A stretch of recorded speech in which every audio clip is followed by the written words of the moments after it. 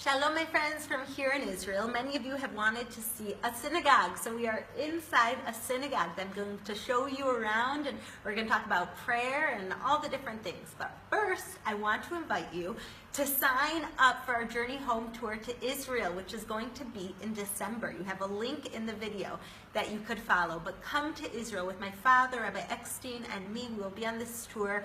We'll be going to Jerusalem, to Tiberias. We'll be celebrating Shabbat, the Sabbath, with my family. It's going to be amazing, a once-in-a-lifetime opportunity. So if you've never been to Israel, this is the time. And if you have been to Israel, come back with us. It will be very different, and it will be inspiring, informative, and wonderful.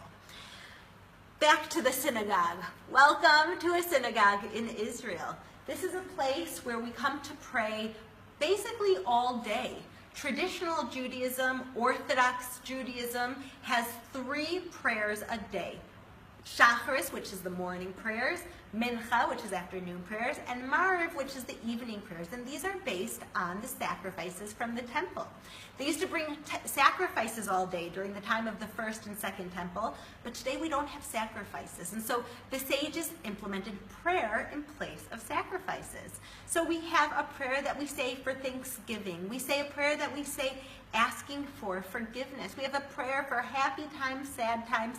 For everything you could think of, there is a prayer to go with it, just as they used to bring sacrifices. But there are the consistent prayers of morning, afternoon, and evening. And it's here in the synagogue that the community gets together, both men and women, to pray. Now, there are a lot of differences between an Orthodox synagogue or a conservative and Reformed synagogue. This is an Orthodox synagogue, and one of the main differences that you could see is right here. You could see the separation, or what is called a mechitza.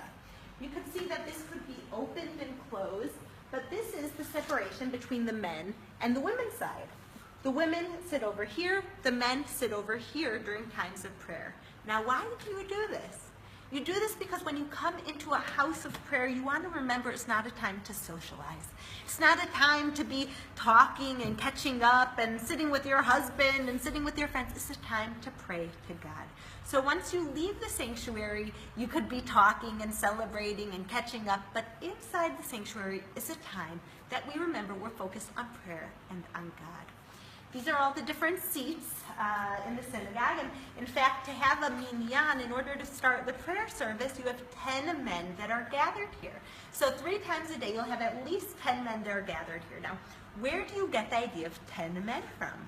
You get it from when Moses sent out the spies to look at what was happening in Israel and report back to him. He sent 10 men.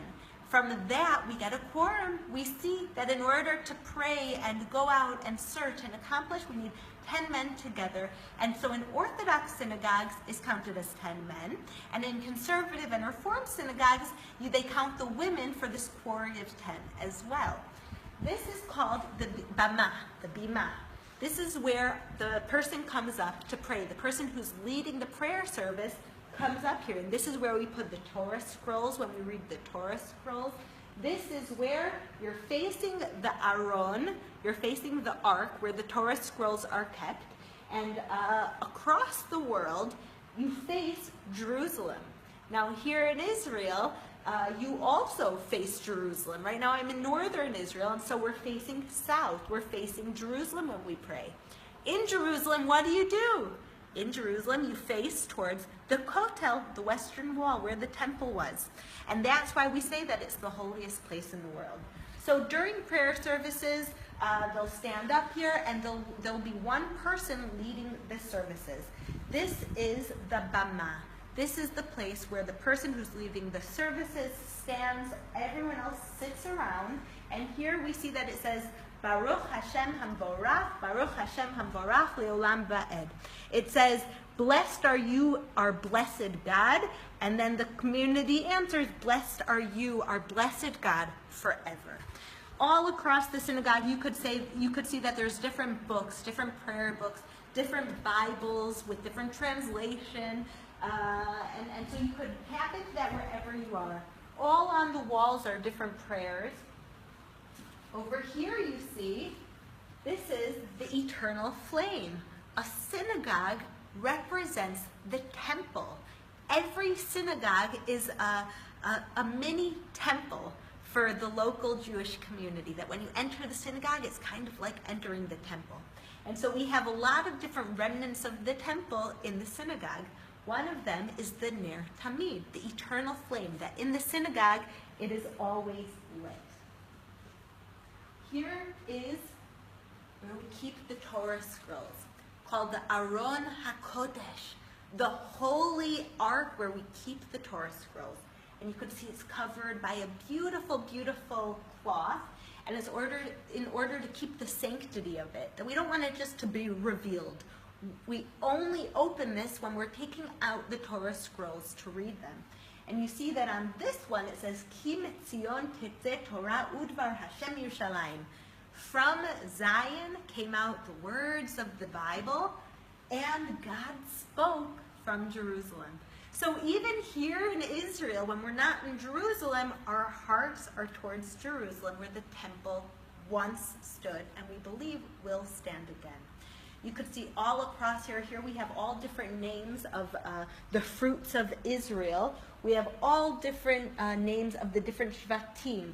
There are all different names of the tribes of Israel, and the attributes of faith surround us here, so that we always remember. You'll often see in a synagogue, it will say, Da lifnei mi ata omed. Remember in front of who you stand. That when you're standing in a holy space, never forget that you're standing in front of God. You could also see in this specific synagogue, the women's section is also up on top, so the women could see what's going on. You could see there that stained glass that are for the fruits of Israel, as I was saying. There's wheat, there's barley, there's grapes, the figs, there's rimon, pomegranate, zait, which means olives, and tamar, which means dates. Everything here in the synagogue represents two things. It represents the temple that once stood, and it represents Israel and the scriptures. And when you're in the sanctuary, you truly are standing on holy ground. So once again, I want to take this opportunity to invite you to Israel. Come see the synagogues that line every street of Israel. Come see the people of Israel. Come see the fellowship projects in Israel. Come walk the paths of our forefathers. Join me and my father, Rabbi Eckstein, in December for the Journey Home Tour, which we did for you, so that you can come to Israel. So follow the link, get more information, and I will see you soon here in Israel. Shalom.